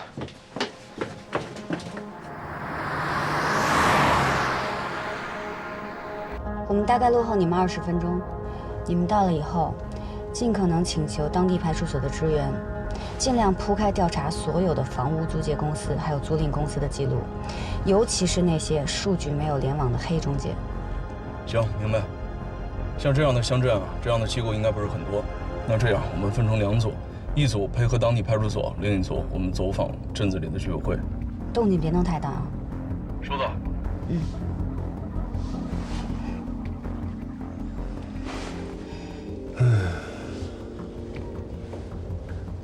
怎怎么了？不得不承认，马上还是挺厉害的。你说这人的脑子是不是天生就注定了？干嘛自卑了？你看他做这行做多久了？你才做多久啊？而且每个人的逻辑思维能力的方式都不一样，但我觉得更多的还是经验的差距吧。每次讨论案情的时候，只有你能跟得上他的思路，我在旁边跟个傻子似的。你千万可不能这样想。我像你做了这么久的时候，做的还不如你呢，真的。而且我觉得，通过一些事情发现自己的不足，进行及时的改正，这不是一个好事吗？你说这话怎么感觉像在教育儿子？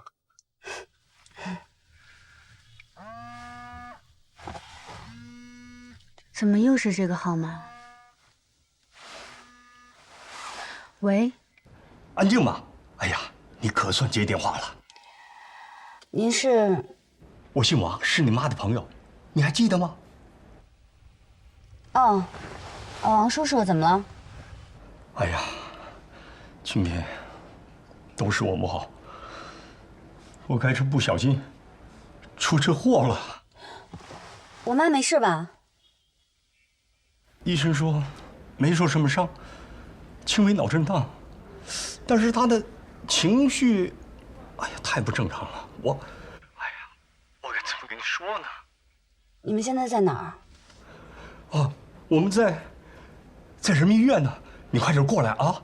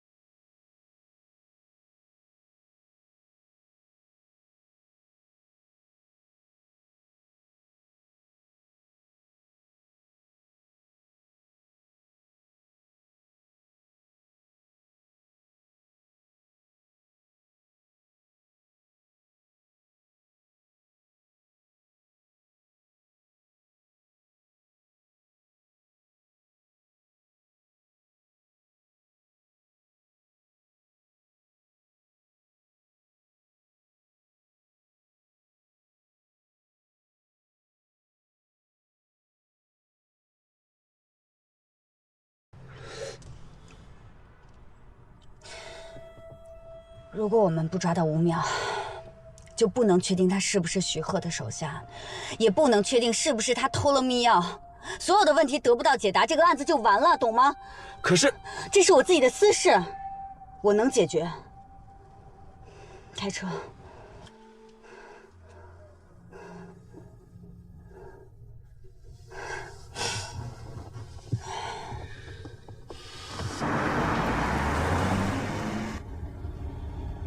我爸当年出事的时候，也是追一个在逃的间谍。你记得吗？我之前就说过，我怀疑当年那个人就是徐鹤。这么多年过去了，又故技重施，在这个时候靠这种方式掩护他们的人逃走，不重要。就算是，我也绝对不会让他们得逞的。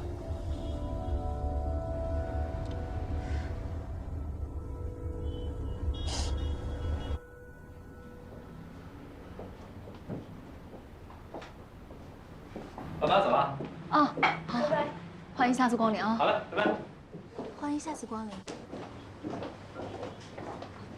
先去收拾东西吧。好的。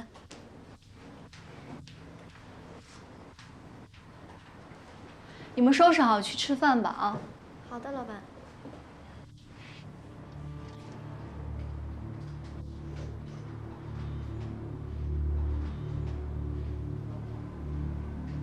周烈，菲菲，哎呀，这么久你不找我，我以为你把我忘了呢。怎么会？我这段时间太忙了，辛苦你了。先坐一会儿吧。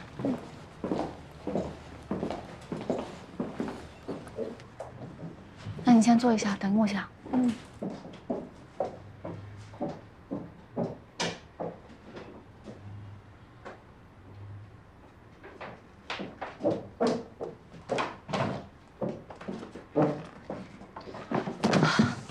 衣服已经送去干洗店洗好了，都怪我，害你还专门跑一趟。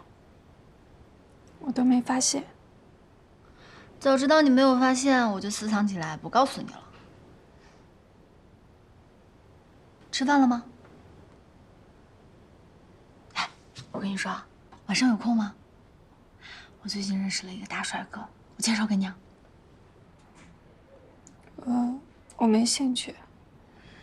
好了好了，不逗你了。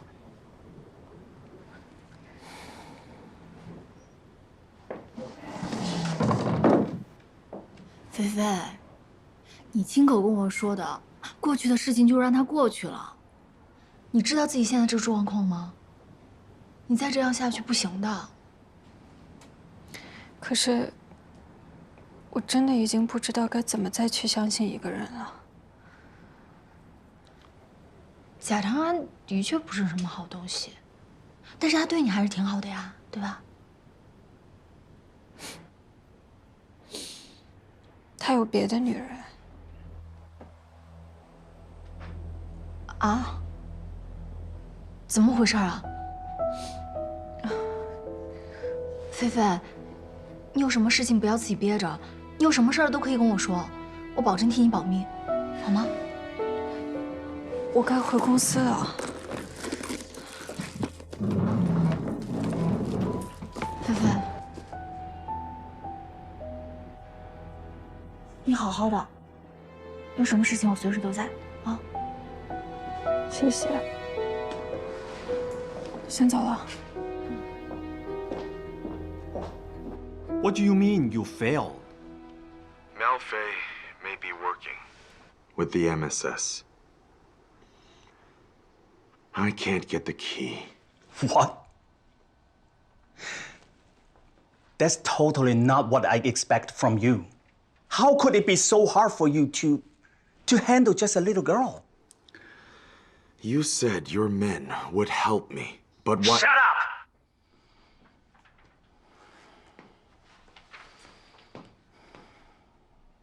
Sorry. I was talking to my cat, not you. You can just continue. Okay. It's dangerous for us to stay in China. I want to pull myself out without the last payment. What the hell are you talking about, Jeff? I have never seen you give up like this before. I don't want to go to jail for money.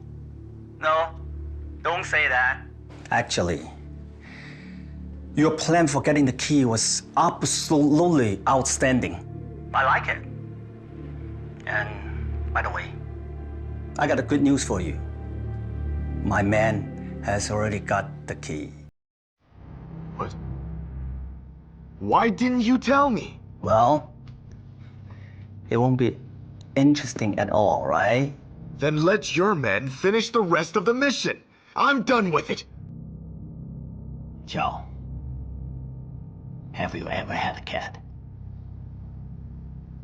I was so lonely. So I bought a cat. And I was told by the seller, the cat has been trained very well. But later on, I found out that the cat is cat. How could it be possibly, absolutely obedient? I was so disappointed because I feel that I have been betrayed. Then I suggest for you not to be too harsh, or else it might bite you. You're right. That makes sense. But does a parent has to learn how to bow to his master? You can only get love from your master only if you are obedient. Do you agree with me? Yes. I agree. Wonderful. I knew that you would agree with me. So, I'm a businessman of my word. Promise you, you will get every cent from your retainage. But you have to finish your plan first. Okay? Where's the key? Just relax. I will get my man to give you the key as soon as possible. Just wait for my message.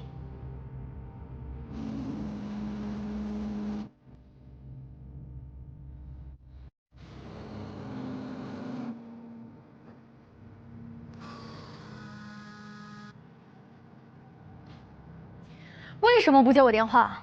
说。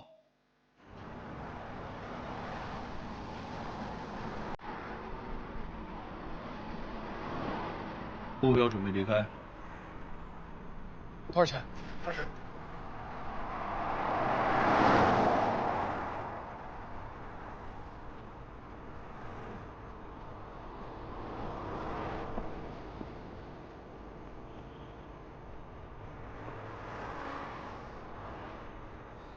怎么样了？挡住了，看不见好吗？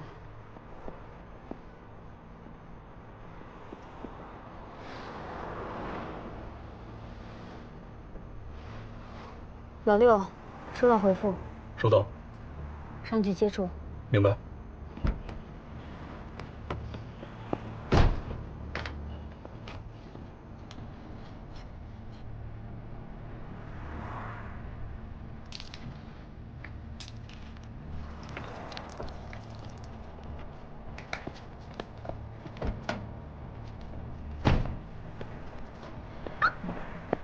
我跟你说了，我让你过来，你赶快过来！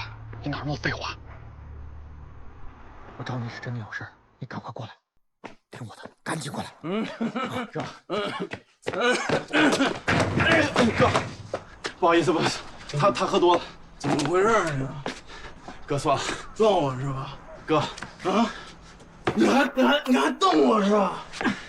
瞪我！哥，哥，算了，瞪我呀！哥啊！兄弟，赶紧走吧，走我跟你说这事没完，走了，哥，没完！我跟你说，走了，你别锁我啊！你快走吧，走。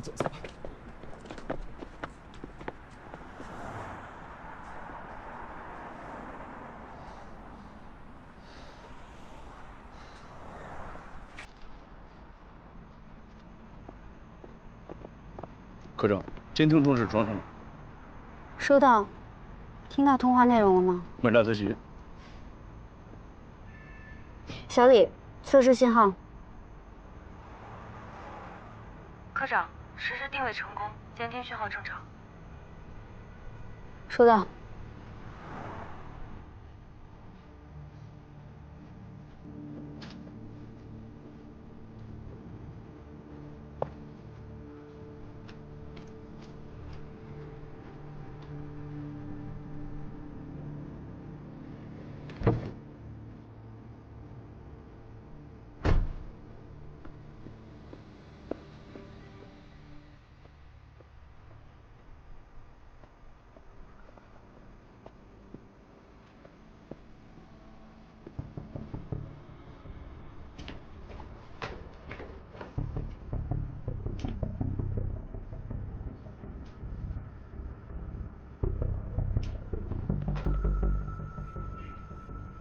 科长，我们已跟踪目标到小区，目标已上楼，要不要跟上去？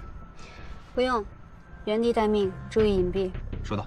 小李，即刻赶往小区跟老刘会合，我跟杜某随后就到。收到，安哥。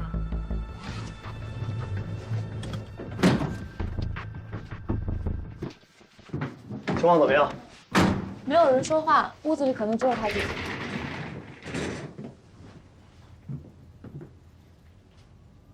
他在干什么？应该是在喝酒呢，有开酒瓶的声音，还有打嗝的声音。现在行动10拿9稳，怎么说？他之前打电话，你确定你一句都没听见吗？我只听见最后一句，他说：“你听我的，赶紧给我过来。”你确定是这种命令的语气？确定。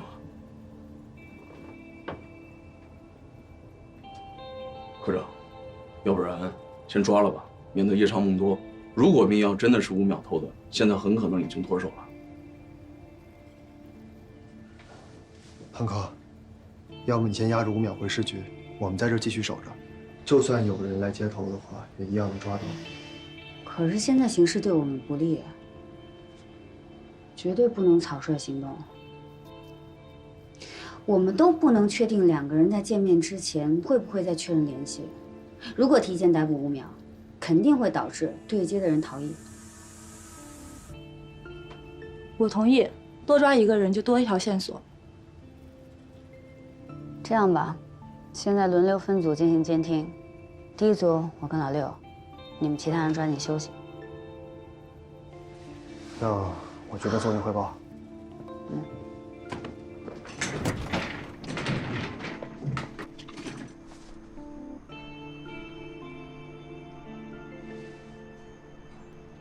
宋局，我是杜某。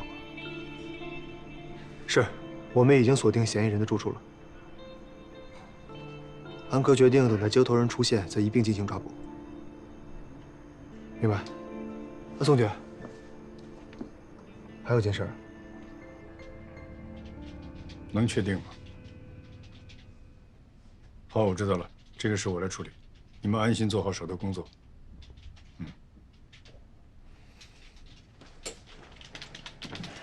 查到没有？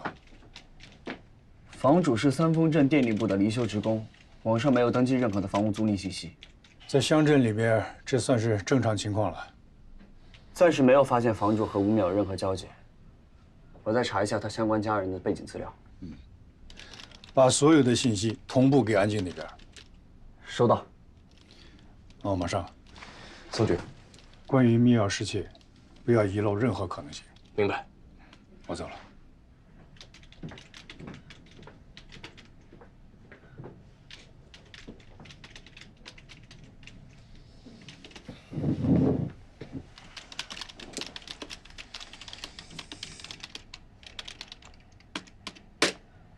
搞定。嘿，你小子装什么雕像？想什么呢？你说吴淼这个人，他会不会是故意让我们抓住他？他有病啊！喜欢吃牢饭。你是不是觉得我们锁定他位置太轻松了？还好吧，要不是你看透了他的行为模式，我们也想不到去三丰镇堵他。话是这么说，但是吴淼拿到了密钥之后，他为什么不选择连夜转移？而且昨天晚上下了这么大的暴雨，道路监控属于半蒙状态，最有利于掩盖行踪。这倒是。他是今天上午8点15分左右逃走。如果他连夜行动，这10几个小时对于我们来说太致命了。结合吴淼目前的表现，说实话，我越来越不相信是他偷走了密钥。如果真的另有其人，那对手是一个什么样的人啊？先用苗飞掩护自己的行动，再用5秒分散我们的注意力，这算的也太蠢了吧！